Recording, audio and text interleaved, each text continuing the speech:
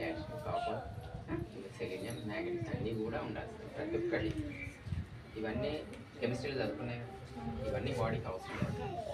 అందుకే మనకు ఆయుర్వేదంలో యథాపిండే తదార్థం పంచభౌతికాలు, ప్రపంచంలో పంచభౌతికాలు ఏవైతే కనబడితే అవన్నీ కూడా శరీరంలో ఉండాల్సింది.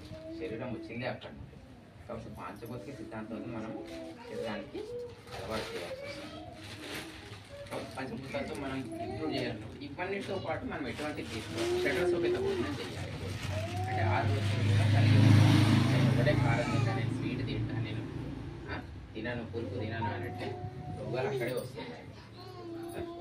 మనం ఉగాది రోజు పచ్చడి చేసుకుంటాం, ఇంట్లో 6 రుచులు వేస్తున్నాం కదా, స్టార్ట్ చేస్తున్నాం కదా, కారము, పులుపు, ఉగాది, తీపి అవన్నీ. సో అన్ని సమభాగాలు ఉంటేనే మనకు ఆరోగ్యంగా ఉంటాం.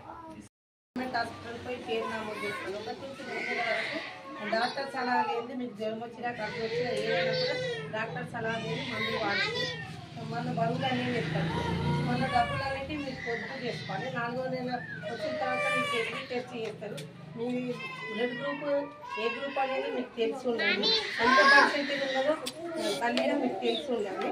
అదేవిధంగా అంగన్వాడీ కేంద్రంలో ప్రతిరోజు వచ్చి భోజనం తినాలి.